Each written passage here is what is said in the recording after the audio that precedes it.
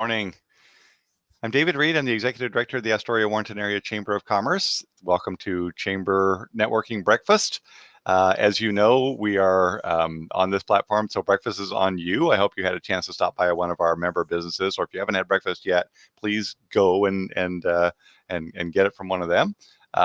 Our sponsor for the platform is Pacific Power. Pacific Power, for a number of years, has been our coffee sponsor. And when we went to this platform, they elected to be the platform sponsor for us that allows us to do this type of meeting. This platform is called Remo, and it is as close as we could get as an analog to our live meetings, which we hope to resume soon. But for the time being, here's where we are. If you haven't already figured it out, you can jump from table to table. Just by finding an empty seat and clicking on it. Find your friends, your associates, people you haven't seen in a long time, and go from there. A couple of things I wanted to let you know before we introduce our speaker and get into our presentation. The Chamber every year does a number of events, and those events are designed as much as anything to draw people to our community during the off season. So we just had this last weekend our Astoria-Warrenton Crab, Seafood, and Wine Festival. Normally, that's about 15,000 people over the course of the weekend that come out to the fairgrounds. We have tents everywhere. We have buses going. It's about $1.5 million impact to our community. This year, for the second year in a row, we were not able to do that in that live format. But we did the next best thing, and that was we used a company called Event Hub, and we put on a virtual festival. And so for 8 hours during the weekend, we had live content where people could come into the festival. They could then interact with the vendors, speak with them, see demonstrations. We had entertainment on the stages, so music and cooking demos and wine tasting demos. Lots of great information out there. The good news is, even though that festival is over, the platform is still up. You can no longer interact live with the vendors, but the vendors' information is still up there. You can access their products, you can see what they're doing, and you can still see the content that we had on the main stage. So the performances and the demos. So that's AstoriaCrabFest.com. We'll get you there. And when we go back to the tables, there's actually a CrabFest logo up on the upper right, upper left. And it'll if you click on that, it'll take you straight to AstoriaCrabFest.com. So I do recommend going back and checking that out, giving our vendors a little bit of love. The goal was to do that festival this year was A, to keep it in front of people so that we can do it again next year and do it live and keep that continuity. B, to make sure that we had as many of the people that were affected by the event in the past have some way to get some exposure, to get some income from it. So that platform allowed us to deal with our vendors and give them an opportunity, allowed us to provide some opportunities to nonprofits, to the bands and the people that we hire for that. And then there's another component that we've added this year and may keep for the future, and that's called the Festival Feast. You can also access that from AstoriaCrabFest.com. And that is a passport where you go to, I think there are 21 different stops on that passport, and you go to any number of those. You check in while you're there. Some of them are offering special dishes associated with CrabFest. Some of them are offering special discounts. Some of them are just simply doing a check-in there. And every check-in you get gets you in a drawing for a grand prize at the end of this. If you get 3 check-ins, you can bring that into the chamber here and have get a free wine glass from the festival. So there are a number of fun things to kind of interact there, and that has been really popular this year. So we've had something like on the first day we had something like 1,100 check-ins. So you get on that. It doesn't cost anything to be in, either to go to our event website or to do the festival feast. And the last thing was the clowns did their clown bread out at the high school on Saturday. They started at 11. I think they might have been ended by noon because they ran out. But that was a way to sort of keep that continuity. And then the Astoria Rotary Club is doing their whiskey crab soup. You can pre-order through the website, through the Astoria Crab Fest, go to their booth, and then they're doing pickup tomorrow at next event. So some of those things that we want, that people kind of look forward to at the festival, we try to keep access to those. So anyway, that's the news on Crab Fest. Next event that we do, the big one, is the Great Columbia Crossing. which is a 10K where we closed down the bridge and put 3,500 people on it. That may look different this year, but we are really hoping that that's going to be a live run and that we will be on that bridge. So we're working on that right now. Stay tuned for details on that. We have a lot of work to do, a lot of agencies to get approval from to do that in even a good year. So keep our fingers crossed on that one. I think that's all the announcements I have for you all. I want to introduce our speaker this morning. That would be the amazing Shawna Sykes from the Oregon Employment Division. She is a workforce analyst and has been a steadfast attendee at our chamber breakfasts every month, but also has been a font of really, really useful information in the scope of her job. So I think you'll find what she has to say today timely and useful, and I know that you'll find it delightful. Shawna, can you join me on stage here? Just mic on and camera on. Maybe you can't. Hang on. Yeah, you can.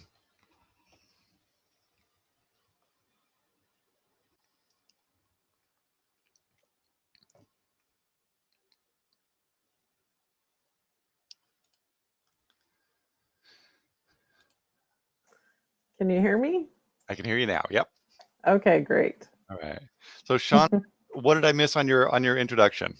What do you want people to know?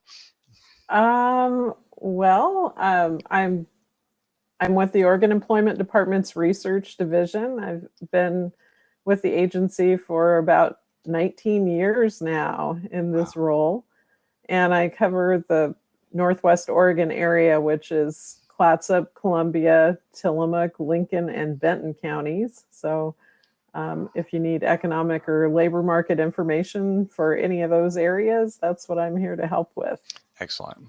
Excellent. And you have, there have been occasions when I've reached out to you and said, we need this information about visitorship. We need this information about this industry.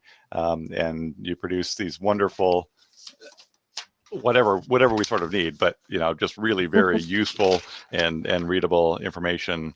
And you seem to be updating that information all the time, right? I mean, you have you sort of not quite real time, but very close to real time data from what you're working. Yeah. A lot of our data is kind of backward looking, unfortunately. But I did include in my presentation today some projections as well. So. Okay, excellent. Excellent. Yeah. Do you want to try to share the screen and run that, or would you like me to? Yeah, I'm going to try. Let's hope it works okay.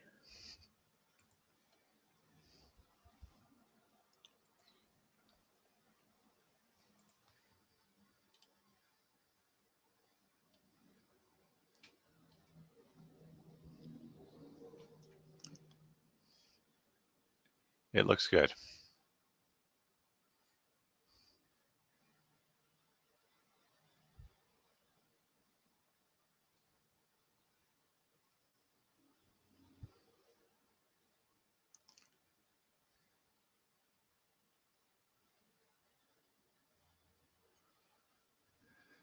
Shawna, we can see your screen, but it looks like you're having a little bit of network difficulty.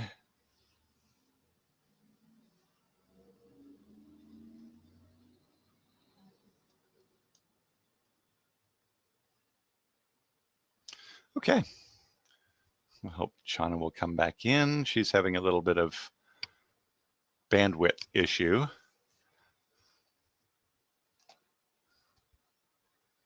I'll see if we can reconnect her.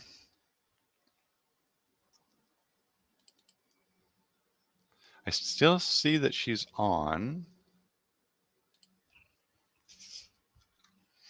Shawna, if you are, there we go. I turned my camera off. I'm going to see if that helps. Okay. Thanks. Okay. We'll try this again.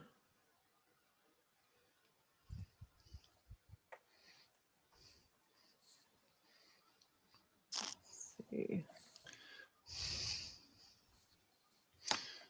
Is it any wonder that rural broadband is a big push for our recovery?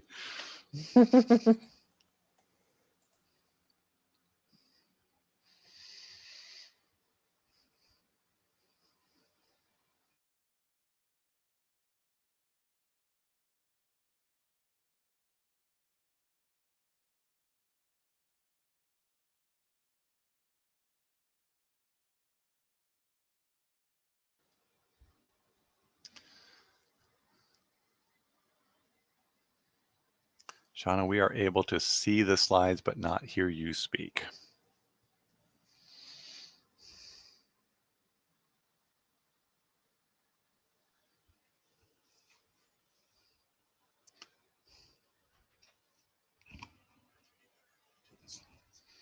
Yeah.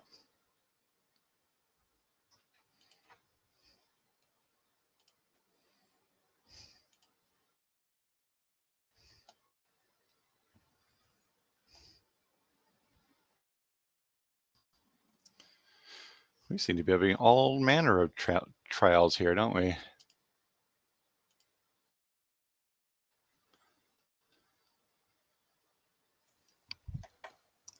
Can you hear me now? I can hear you now. Why don't you let me run the slide? Okay. And we'll save your bandwidth a little bit. Okay, sounds good. Thank you. Okay. See if I can move that up to a bigger screen. Okay. Let me know. Let me know when you want me to turn the page. Okay, I'll give you a bing. Okay, sorry for the technical difficulties there, folks. So this morning, I just wanted to share with you a little bit of information about the Worksource Oregon partners to start out with, just to make sure that you're familiar with our services.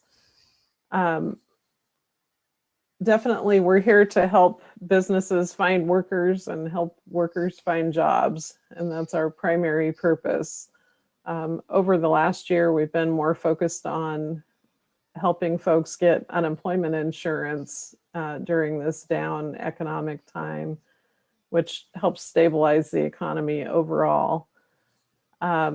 We also work with our workforce training partners to connect businesses to programs that can help them find trained workers and skill up the workers they have for the positions that they need. And then I'm here to help with labor market and economic information so that folks can make informed decisions when they're trying to find a career path or start a new business or develop policies around the workforce or the economy. Coming soon to Oregon is the paid family and medical leave insurance program. So if you haven't heard about that yet, there's more information on our website at workinginoregon.org, and I can direct you to that. And definitely, if you know folks who are looking for a job or you need help with recruitment, you can contact our staff in the Astoria office for assistance with that. Okay, David, go ahead, bing. So we're just going to look at the demographics of Clatsup County for those of you who might not be familiar. Bing. Looking at the cities within the county and the unincorporated areas, about a third of the county's population is in those unincorporated areas of the county. Within Clatsup County, the 2020 population estimate was 39,455, which has grown by about 6.4% in the past 10 years. And you can kind of see how that's spread out throughout the county. Warrenton had the greatest growth. And Clatsup County is a county that grows a little slower than the rest of the state. 6.4% versus 11.2% statewide. So much of the county's growth is due to folks moving into the area. I think that if you want to go to the next slide, David, you can see how much each of the cities has grown in that time period. And the unincorporated area made up about 12.3%, or it grew at a rate of 12.3% versus the fastest growing city, Warrenton, grew at 7%, and Gearhart was the second fastest at 5.5% growth rate. Surprisingly, Warrenton and Astoria have added the largest number of people in the past 10 years. There was a time period for Astoria when the growth was really slow, and even we lost a few people in the population overall. There was a net decrease, but that trend seems to be changing now. And it's kind of funny when you talk about population growth, they say that the natural increase is births minus deaths, which seems kind of morbid to think about. But within the time period of 2010 to 2020 within Clatsup County, we only had a natural increase, those births minus deaths, of 106 people. And you can see that we grew by 2,385 people countywide. So the rest of that growth has been due to folks moving into Clatsup County in that time period. Which okay, is David. An interesting connection with housing, right? Exactly. 2,300 people move in. Clearly, there must have been places for them to move. Exactly. Looking at the racial makeup of Clatsup County, we're kind of a homogeneous population. Clatsup County is the blue bar here, and you can see that we're about 92% white within Clatsup County, and then the different populations of color are much smaller shares. Those numbers have been growing a little bit in the last 20 years. Our population is becoming a little bit more diverse. When you look at ethnicity, the population of Hispanics in Clatsup County has grown as well. And so this is a comparison between County and Oregon. And within Clatsup County, we have about 8.5% Hispanic population, statewide about 13%. And the state is almost double with all of the other communities of color as Clatsup County. So we have a little ways to go as far as diversity goes. All right. Next.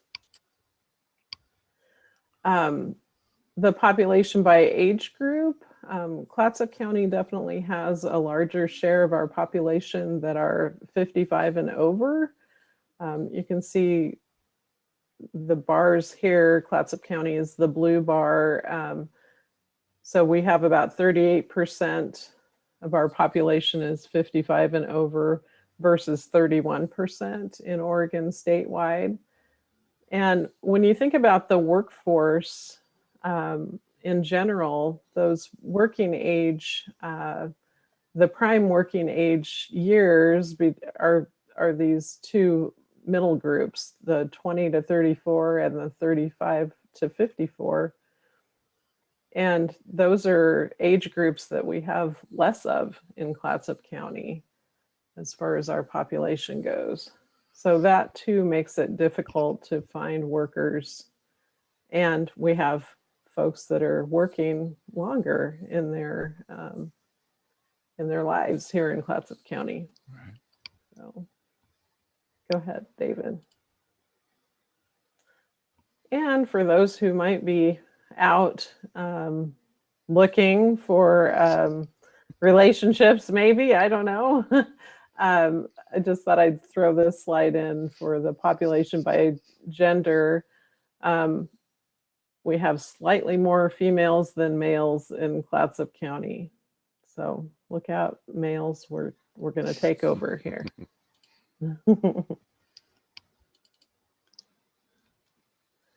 As far as educational attainment levels, within Clatsup County, we have a lot of folks who've gone as far as some college or an associate's degree.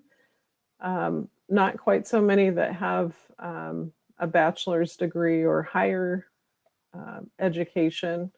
But then again, the profile of the jobs here in Clatsup County, we don't have as much demand for folks who have a bachelor's degree or higher. Is there a correlation, do you think, between that fact and the fact that we're a slightly older population than the state average? Yes, I think there is a correlation, and also the availability of higher education within the area too. In areas where there is a university, that concentration of bachelor's or higher is definitely more prevalent. Right. For instance, in Benton County, they have a lot more folks with higher education. Got it. So, yeah, availability and the demographics of the community. Sure. As far as median household income goes, countywide, the median is almost $55,000 per year, which is lower than the rate statewide.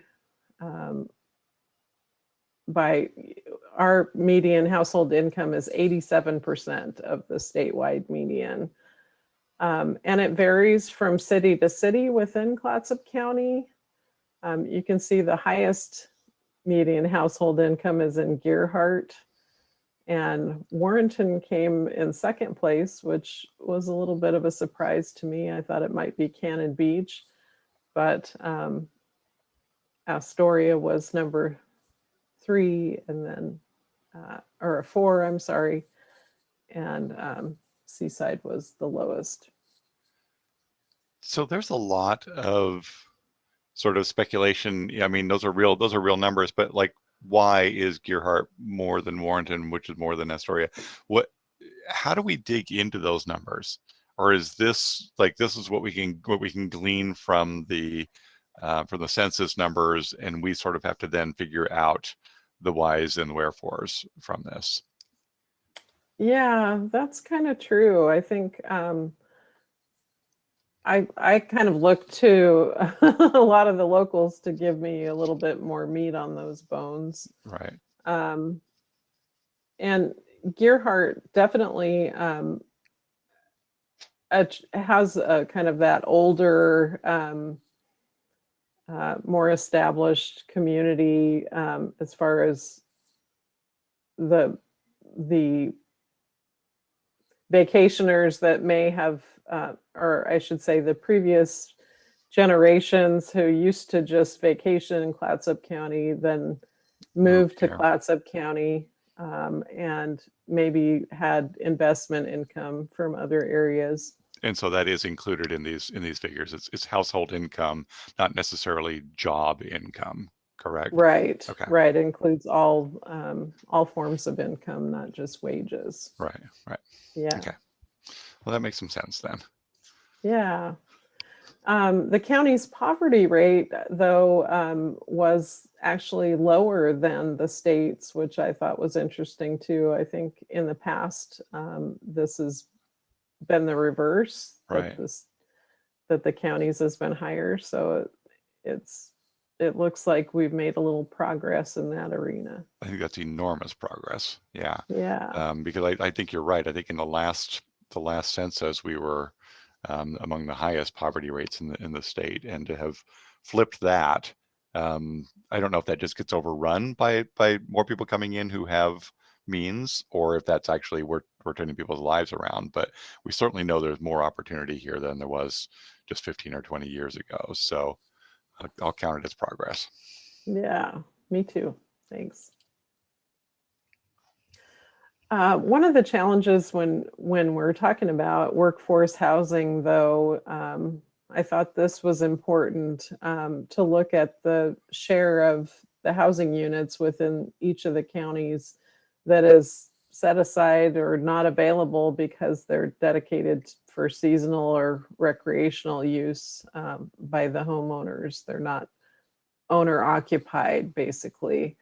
And so when you look at the profile of housing within the area, 22% of our county's housing units are basically taken out of the stock for folks who need to live there.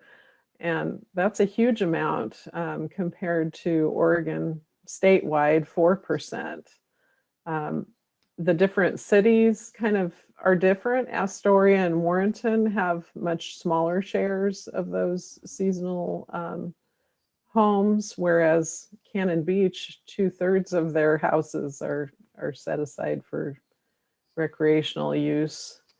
Gearhart and Seaside are both up there as well, Right. with higher rates. Yeah, and Yeah. I don't know what, there's a number of things that cities can do to affect that, but people have bought those homes or invested in those homes and with that in mind, and so sort of reversing that is problematic. At the same time, when you look at the fact that Cannon Beach is trying to operate a community with only a third of its housing available for the people who need to operate that community, that sounds a little tenuous, doesn't it? Exactly. Yeah. Yes. All All right. right. You ready for me to ding? Ding.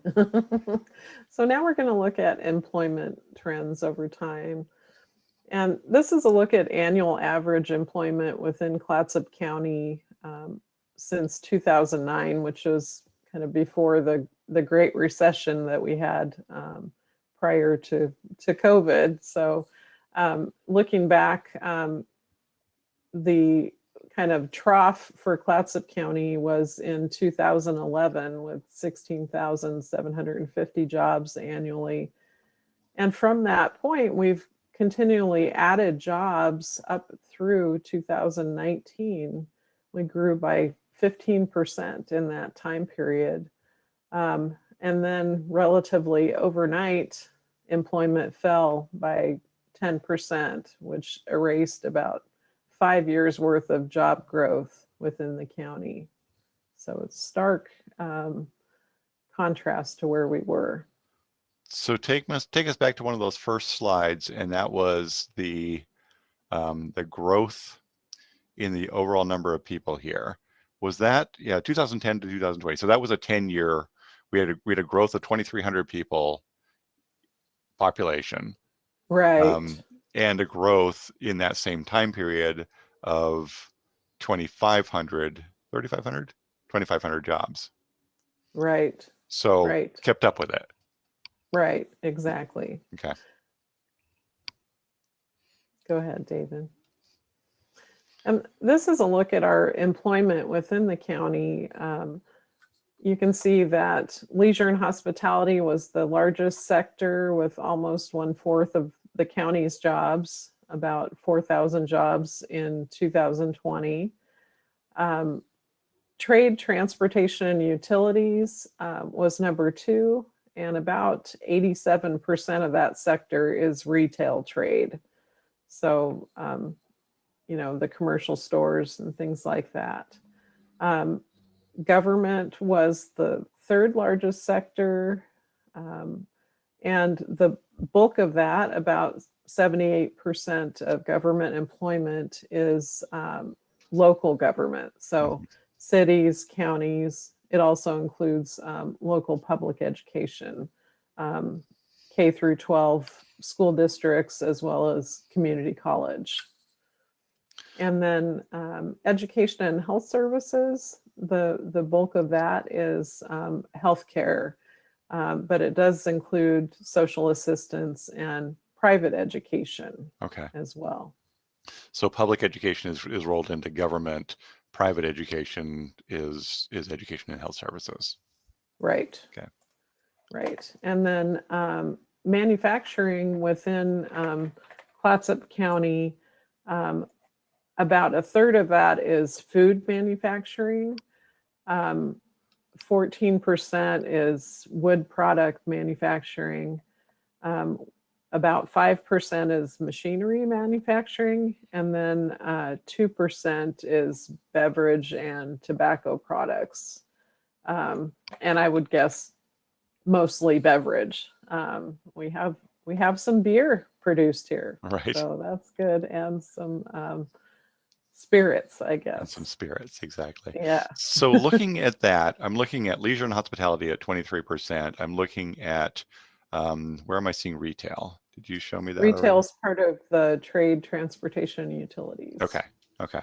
The statistics that I have here in front of me show in Astoria alone, something like 34% of people are in retail, accommodation and food services, and arts, entertainment, and recreation. So about a third of the people who are employed in Astoria are in areas that are either directly visitor facing or in some part are visitor facing. So retail would be an example of that.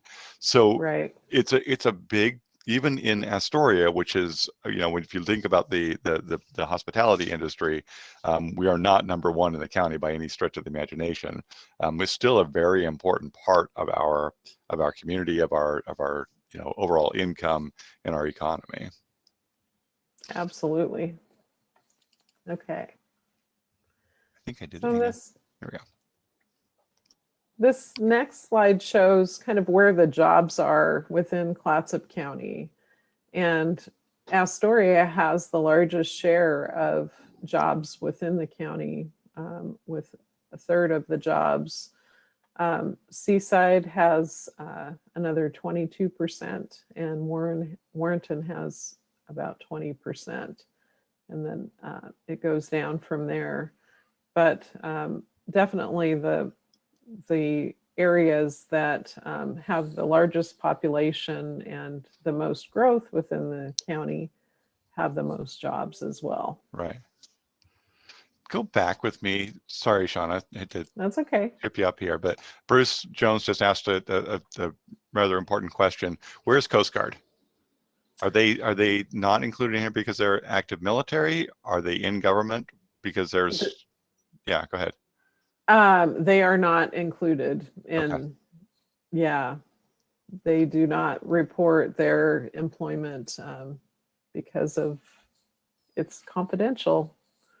So yeah, but normally they should be included in federal government. Okay. But federal within our area is mainly some employment with the post office. We have a few small jobs within customs, Right. and but it's pretty minimal as far as the reported employment, federal employment within our area. So if those roughly 500 Coast Guard folks are not included in the employment statistics, are they included in the population statistics? Yes, they are. Okay, so it kind of skews our employment numbers down, doesn't it? It does. Okay. It does, unfortunately. Okay. All right. Sorry to derail you. That's okay. This is a look at the total payroll by industry within Clatsup County for 2020. And the industry with the largest payroll is education and health services, kind of at the top. And again, as I said before, the bulk of that is healthcare, but it does include private education as well as social assistance. And then government was number 2. Trade, transportation, utilities was third highest, and then manufacturing and leisure. And so this is total payroll. It doesn't include self-employed folks because unless they're in their own incorporated business, and count themselves as an employee. So it's just employers' payroll. Self-employed are not reflected here at all. Right. Okay. Unless they're in their own incorporated business. Okay. Okay, go ahead. Oh, one thing I did want to say on that payroll information was the drop between 2020 and 2019 was only 1.1%. So even though last year was a horrible year in a lot of ways, we didn't lose a lot of payroll within the area, which is huge. That's counterintuitive, isn't it? Yeah. Huh. Looking at annual average wages by industry. So this is that total payroll figure divided by employment. Across all industries, we were almost 43,000 annually, but the manufacturing sector had the highest average wage, followed by education and health services, information, government, and then construction. Fascinating, considering that manufacturing includes a lot of food services. Again, not necessarily what the what we think of when we think about canneries and seafood processing and things like that. But it turns out there's some good jobs there. Right. Yeah. Exactly. Okay. Yeah. And then one thing to say too, leisure and hospitality, it typically has a lower average wage, but part of the reason for that is there is more part-time employment in leisure and hospitality. So when you're taking the total payroll and dividing by the number of jobs, if those jobs, a lot of them are part-time, it just brings that average wage down. Right. And we've been looking into that a lot. Like what are the jobs pay in leisure and hospitality? There's some interesting things. Number one is that over the course of a person's career, a person who starts in leisure and hospitality makes about 5% more over the course of their career than somebody who doesn't. So whether that's they learn things in that business, whether they get started earlier because they can get into that business, but there's some real sort of wins for people who are in that business. It's also a very it's a business that an industry that people without college degrees have higher upward mobility. So all of that is from your statistics from the employment division. So Right. we'll be parsing some of that out over the next couple of months in my columns. Great. So this is just a look at non-farm employment within Clatsup County over the past since 2001, and you can see there is a pretty large seasonal fluctuation of anywhere from 1,400 to 1,600 jobs from the peak summer months to the winter kind of troughs within the calendar year. Looking at the drop from March to April of last year, though, is huge, and it's almost took us back to 2002's employment levels. Right. So, but there was a pretty significant gain in employment through the summer months, and we ended about 6% down from where we were. Okay. So a recovery, cold comfort for somebody who's still out of work, but it's a recovery more than we expected at the depth down here. Definitely. And this is just a look at where people live and work within Clatsup County. So the Census Local Employment Dynamics Program provides information about the folks who live in Clatsup County, where they work, and the folks who work in Clatsup County, where they live. So looking at the folks who live in Clatsup County, about 60% of them work within the county and about 40% commute outside the county. Of the jobs that are located within Clatsup County, about 68% of those are held by residents. And then you can see this 5,556 people who commute into the county. They take about a third of the jobs within Clatsup County. Interesting. Yeah. I'm thinking about the borders. I mean, clearly this one that I'm looking at right here across to Washington is probably a big part of that going in both directions. But is that atypical of rural counties? It seems like a lot of our people are leaving the county to go to work.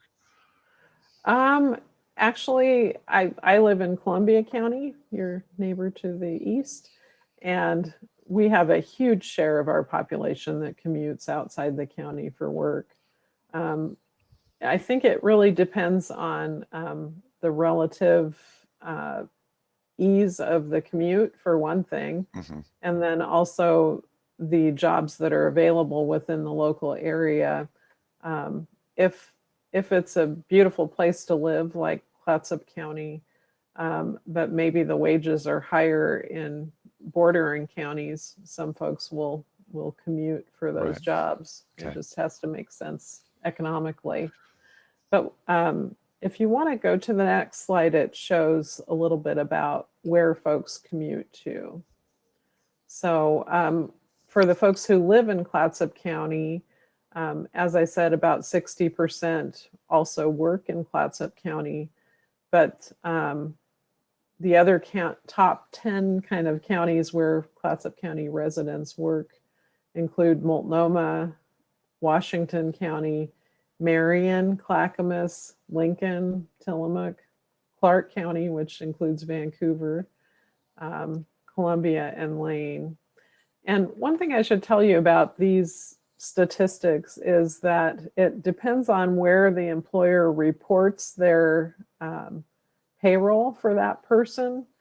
So some of this information could include folks telecommuting to those other areas. Yeah, I was wondering about that. That's going to be a little harder to capture as time goes on. We have more people telecommuting as sort of where do they work, right?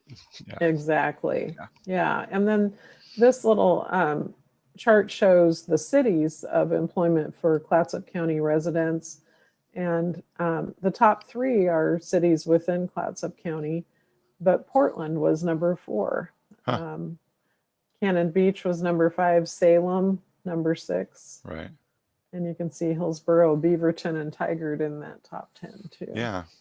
And I don't see a lot of, in fact, there must be caught in all other locations of people that live here but work in Pacific County. It seems like maybe it's going the other way. Right, right. And this the slide that you're on now shows the folks who work in Clatsup County where they live. And so you can see that, 2/3 of them live in Clatsup County, but we have folks who commute in from Columbia, from Cowlitz County, which includes Longview, Multnomah, and Washington counties, but Pacific County was in that top 6, I guess. Right. Yeah. Okay. So people who work here but live there, not the other way around. Exactly. So now let's just look at the COVID-19 impacts on the economy. This kind of gives you an idea of where we're at compared to the Great Recession. So in the Great Recession, within Oregon statewide, we lost about 150,000 jobs, but it was over the course of a couple of years. And in this COVID-19 recession, we definitely have seen this. This is just from the job loss from March and April of 2020. The darker counties are the ones that were most impacted.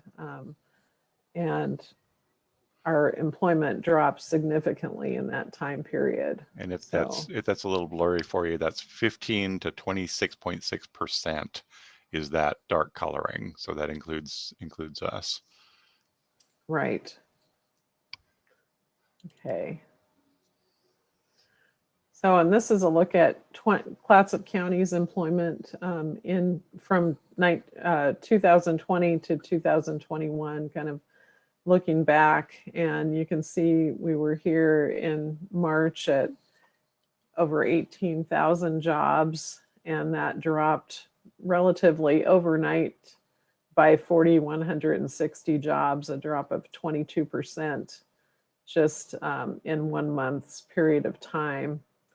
But as we saw before, we did kind of pick up those jobs into the summer, and it leveled off again going into the winter months, which we do usually have, like I said before, about 1,400 job difference between the peak summer months and the winter months, but we're still down about 6% from where we were at this time last year.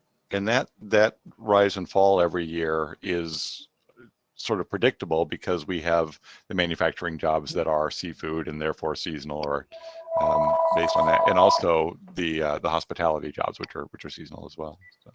Exactly. And this is a kind of a look at, sorry, kind of that initial drop and then where we are now. So if you look at Clatsup County, it's the second bar from the bottom. That initial drop was out here at about 22% of employment, but you can see that the blue bar here is about 6%. But the share of our jobs that we lost made us the second highest job losses within the state. So that's huge. Right. And recovered though more than everybody except for Deschutes, really, in that lower tier. Yeah. Exactly. Yeah. And this is a look at the same kind of information by industry within Clatsup County.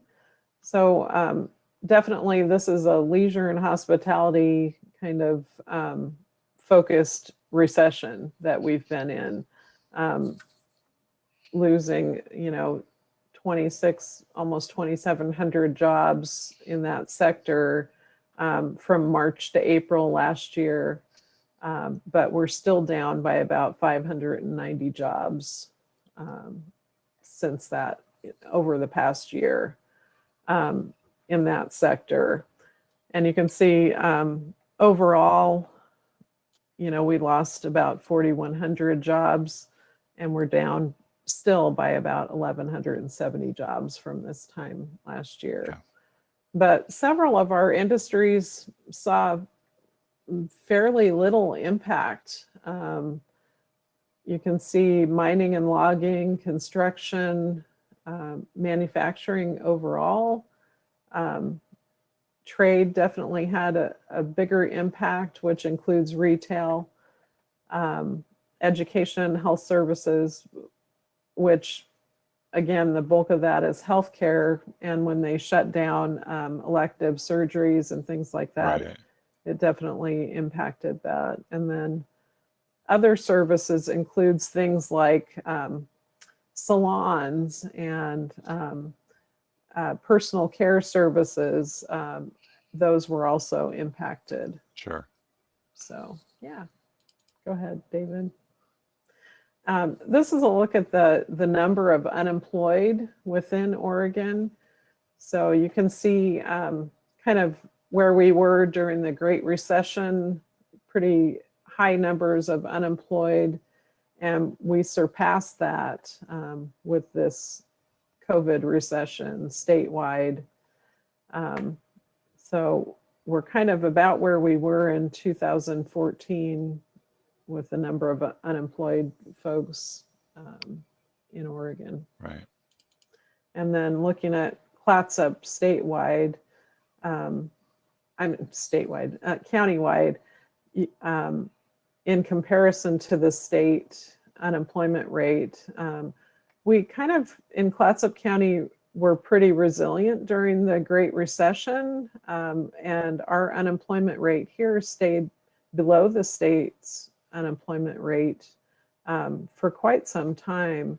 But because of the nature of this recession, we spiked way above the state, and are currently pretty close to the state level right now. Okay.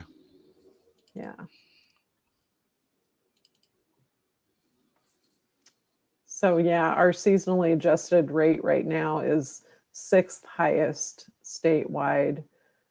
Lincoln County is still at the highest level statewide, and Wheeler is the lowest, if anyone wanted to know that. Go ahead.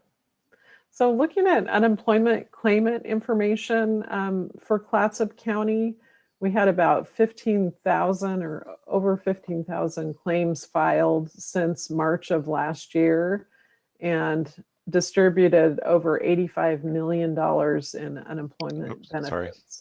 That's okay.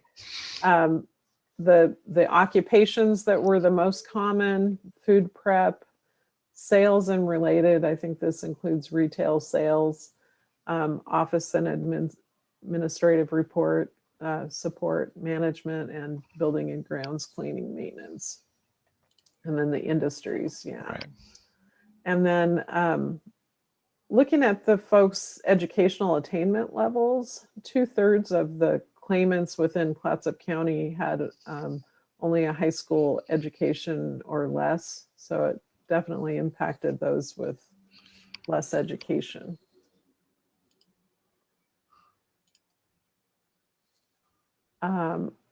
This is a look at the Federal Reserve comments, and it's for the nation as a whole. And definitely what employers are reporting is that hiring is still a challenge, trying to find folks that are in those entry-level jobs. Delivery drivers are in short supply, as well as skilled tradesmen. But absenteeism due to COVID was down. Wage growth is accelerating, and some employers are starting to increase pay and other things to attract and retain employees. And this is what we're hearing from local employers too. Sure. So we're hearing this workforce shortage, and we were kind of in that before COVID. And these are some of the reasons why we're kind of having that workforce shortage right now.